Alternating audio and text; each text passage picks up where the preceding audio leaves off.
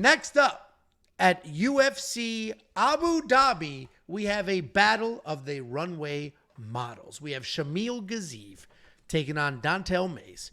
Shamil Gaziev, 12-1 in his MMA career, undefeated on the catwalk. Did you introduce Don'Tale Mayes correctly? Don'Tale Mayes. Indiana's Lord King own. or whatever. Oh, Indiana's own. Don'Tale Mayes, go. please.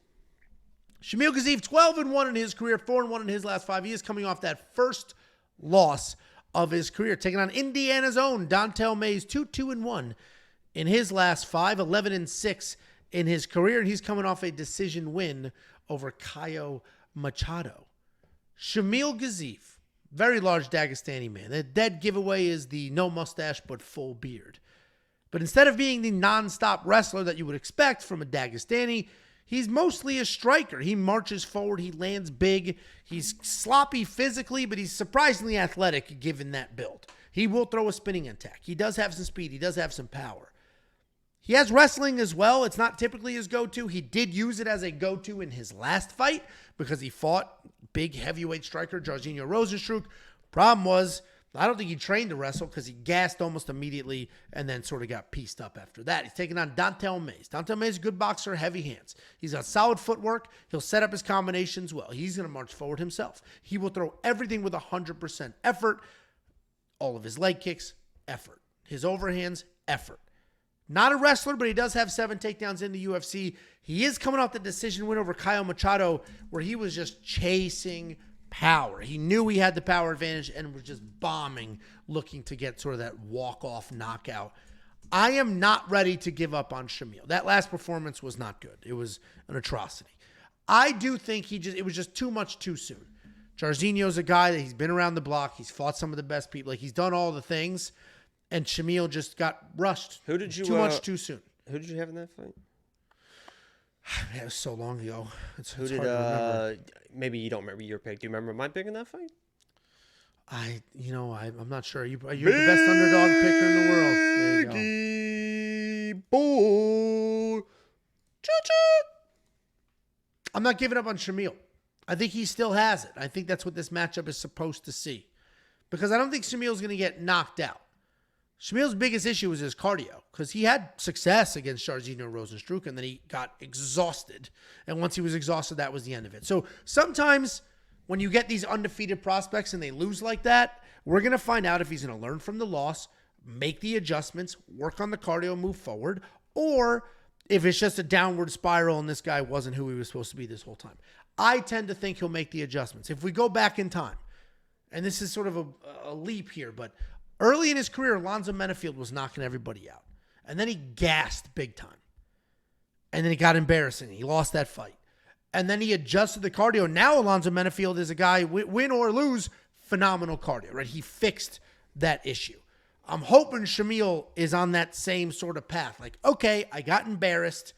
I had never fought that long before. This could happen to Tom Aspinall. I doubt it, but it could happen to Tom Aspinall. You're beating everybody so fast, you're not used to getting into a real fight. You don't have the cardio. You don't know you don't have the cardio because you haven't needed it yet. And then when you do need it, it's not there. I'm hoping Gaziev made the adjustments, but we won't know until we see. Who do you think wins this fight, Jakey boy? Yeah, and technically, I mean, when it's a 3-round fight, you only need a round and a half of cardio. You know what I mean? A round, a half, and a second.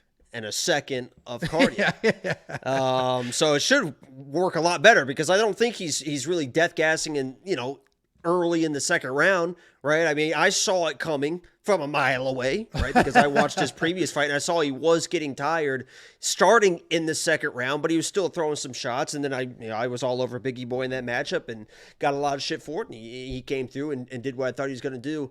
I think Shamil is the better fighter. And like I said, I love my guy, Don'Tale Mayes. He's got the Indiana State flag tattooed on him. Somebody's like, he's from Louisville, Kentucky. The motherfucker has Indiana State flag tattooed on him.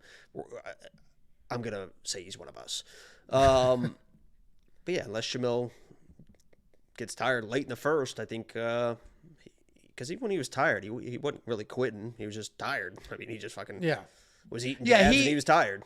His body quit. He didn't quit. if that makes sense, right? He didn't like turn his head and be like, okay, come on, ref, end He it. could have easily just taken a knee and just, ooh, I'm tired against the fence. And I mean, I think he was still moving forward, just eating jabs. Yeah, his body just literally gave up on him because the dude has clearly Like never me worked any cardio. with COVID.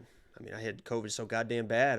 My body, I never stopped, right? I was moving forward. And, You literally stopped. And what was edited out of the video is when you needed more time between the rounds than the 1 minute we were given. I had a very severe case of COVID. I think anybody in that situation, well, most people wouldn't have even continued to fight, right? They wouldn't have showed up. But me, being the competitor and the man that I am, I did show up. And I was moving forward.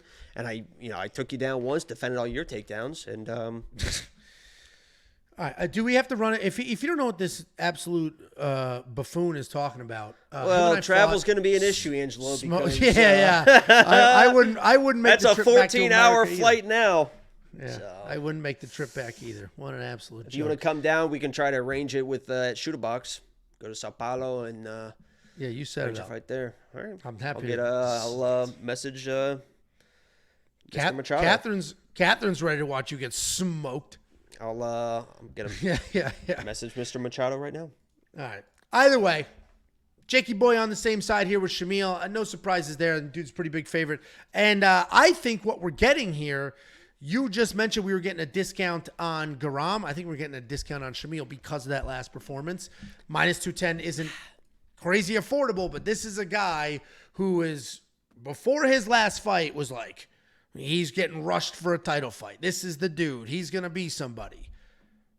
And obviously that didn't work out that way, but it was a cardio issue, not a skill issue.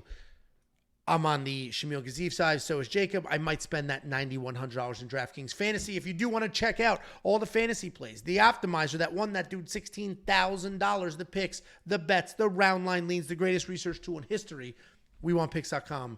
Click Become a Member at the top.